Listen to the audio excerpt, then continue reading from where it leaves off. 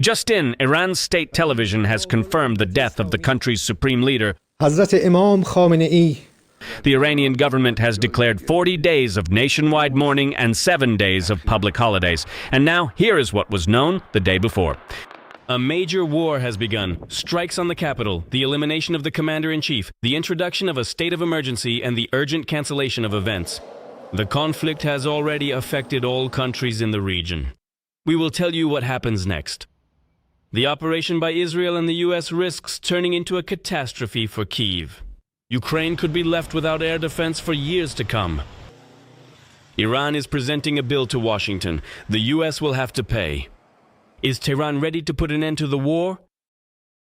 The president has announced an urgent convening of the Security Council.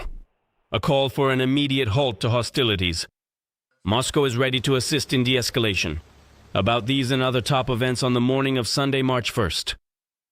A preemptive strike against a country with enormous nuclear potential has turned into a regional conflict. The world is holding its breath, waiting for a response. The reactions were explosive, and they followed, and now we will tell you about it. That's all. A state of immediate emergency has been declared in Israel. The official name of the operation is Lion's Roar. This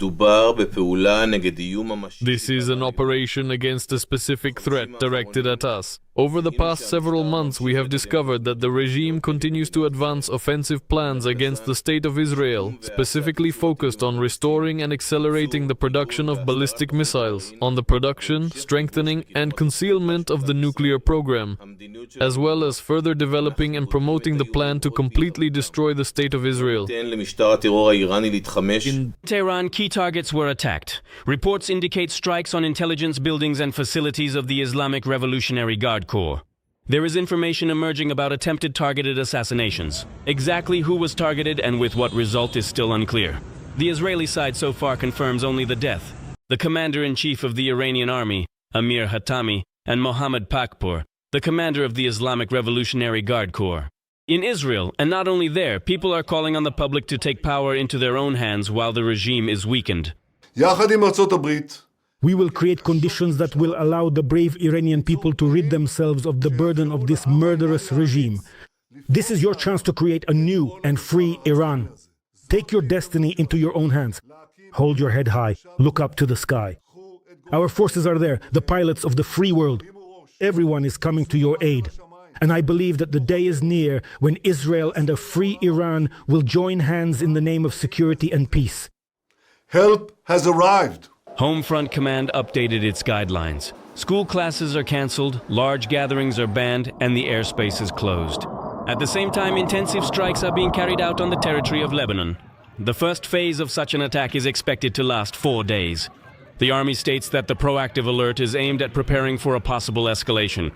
The consequences of this strike on Iran are already appearing online.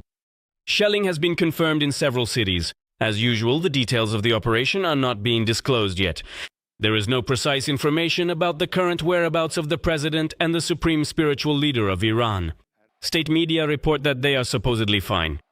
But for example, satellite images of the Ayatollah's residence show that it is most likely no longer habitable. Earlier, we talked about how he was preparing to flee to Moscow, but right now it's also impossible to verify this information in any way. Israeli media report that Iran's supreme spiritual leader Ali Khamenei was killed during an airstrike, but so far there is no confirmation of this in Iranian media. We are going to destroy their missiles and raise their... We will destroy their naval fleet. We guarantee that the terrorist proxy forces in the region will no longer be able to destabilize the region or the world or attack our forces. And they will no longer be able to utilize IEDs or roadside bombs, as they are sometimes called, to cause severe physical injuries and kill thousands and thousands of people, including many Americans. And we guarantee that Iran will not obtain nuclear weapons. The message is very simple. They are never going to have any nuclear weapons. We will ensure that Iran does not obtain a nuclear weapon.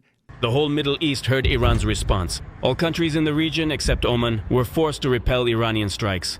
The main targets were American military facilities, but civilian casualties have already been confirmed. According to the Iranian Fars agency, the U.S. Navy's 5th Fleet base in Bahrain was hit. Authorities urgently called on the country's residents to find a safe place. Explosions were also heard in Kuwait, where up to 13,500 American troops are stationed. Iran launched at least 2 missiles at Qatar. The country's Ministry of Defense stated that all targets were intercepted by the Patriot system. But explosions still thundered in Doha. Smoke was also rising over Abu Dhabi and Dubai. Among the declared targets were the Al Udeid, Al Salem, and Al Dhafra air bases, as well as U.S. facilities in Bahrain. At the same time, the diplomatic track is reportedly still open for now. At the February talks in Oman, Iran reportedly signaled its readiness to transfer its stockpiles of highly enriched uranium to Russia and to freeze enrichment for 3 years. But now diplomacy is taking a back seat, and the region is teetering on the brink of a large-scale conflict. And the next step could change everything. Tehran is simultaneously talking about de-escalation and presenting Washington with tough demands. After the exchange of strikes, Iran declared its readiness for negotiations, but warned that this is a war of America's choosing, and they will have to pay for it. Well, there is no communication. Right now, there is no direct contact, but if the Americans want to reach out to talk with us, they certainly know how to reach me. We are definitely interested in the process of de-escalation. We are certainly interested for de-escalation. While Tehran denies top officials were killed, the foreign minister prepares to talk with Washington. Iran denies starting the conflict. According to Tehran, aggression began with the US and Israel, and strikes on American bases in the region. This is self-defense, which, I quote, has no limits. End of quote.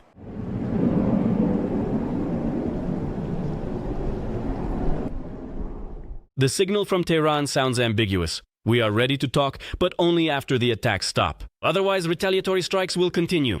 It should be noted that Iran's self-defense has affected not only American and Israeli targets. The Shaheds, which we are already familiar with, attacked, for example, the Burj Khalifa.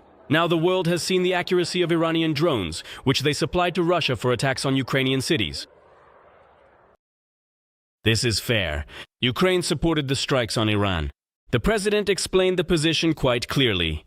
Volodymyr Zelensky stated that the Iranian regime has effectively become a direct ally of Russia in the war against Ukraine, and therefore bears responsibility for the consequences.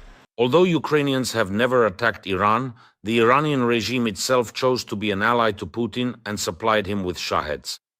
Moreover, not only with drones but also with technology. Iran has also provided other weapons to Russia. Overall, during this entire time of full-scale war, the Russians have used more than 57,000 Shahed-type attack drones against Ukraine. Against our people, against our cities, against our energy infrastructure. This is not only about the supply of ready-made kamikaze drones, but also about the transfer of technology for their production in Russia. He noted that not only Ukrainians suffer from Iran's export of terror, and weakening such a regime is a matter of security for the entire region. At the same time, the president emphasized that Ukraine stands for preserving lives and preventing the expansion of the war. Kyiv makes it clear that, for them, Iran is not a bystander but a participant in the war. Paris sounds the alarm. Alarm. Emmanuel Macron has announced the urgent convening of the UN Security Council amid the war between the US, Israel, and Iran. According to Macron, the military confrontation that has begun poses a direct threat to peace and security. Paris is already taking measures to protect its territory, citizens, and interests in the Middle East. France is also prepared to deploy resources to protect its allies if they request assistance. The Iranian regime needs to fully understand that it is now left with absolutely no other choice but to enter into good faith negotiations aimed at completely bringing an end to its nuclear and ballistic programs, as well as its various activities that destabilize the region. The Iranian people must also have the opportunity to freely shape their own future.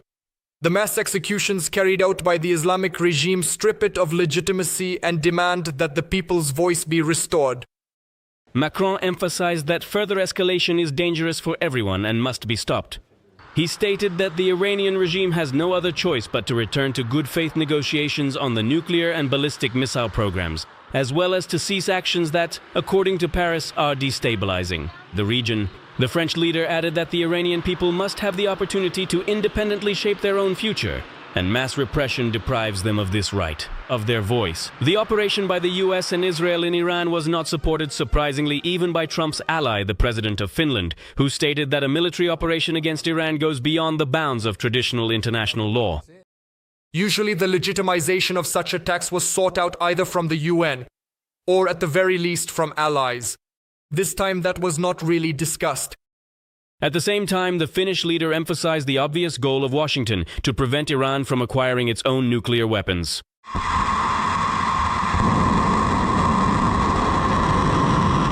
Moscow's reaction, as always, is predictable and grandiose, but not very productive. Yet another ally whom the Kremlin rushed to defend in statements from the foreign ministry and in speeches, Putin is now trying to cling to the edge of the abyss. And at this time, the Kremlin dictator held an emergency meeting of the Security Council regarding the situation around Iran. The Russian Foreign Ministry issued a harsh statement condemning the actions of the US and Israel. The ministry stated that, I quote, Washington and Tel Aviv have once again embarked on a dangerous adventure.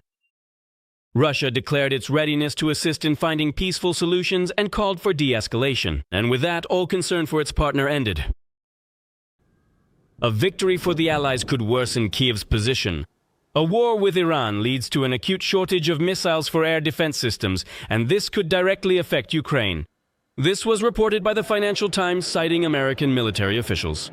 According to them, limited stocks of key interceptors are already becoming a factor in planning any operations. The US against Tehran? It's not just about protecting American troops in Israel, but also about broader consequences, up to and including possible scenarios against China or Russia. During the 12-day war, the US and Israel used interceptor missiles at an unprecedented rate. At that time, Iran launched hundreds of missiles at Israeli territory just to defend Israel. Washington used up to 150 THAAD munitions, while since the system was put into operation around 2010, fewer than 650 such missiles have been ordered. According to sources, the US could expend a year's supply of critically important interceptors in just 1 or 2 days if Iran launches massive barrages of missiles and drone strikes against American forces in Israel. In April 2024, Israel was protected by an international coalition. The US, France, the United Kingdom, and other countries helped repel the massive attack of Iranian drones, cruise missiles, and ballistic missiles. At this present moment, such a broad coalition has not yet been formed. Military analysts are warning that if a significant portion of American stockpiles is used in the Middle East, this will unavoidably impact the available supplies to Ukraine, which depends heavily on Western air defense systems amid constant Russian attacks.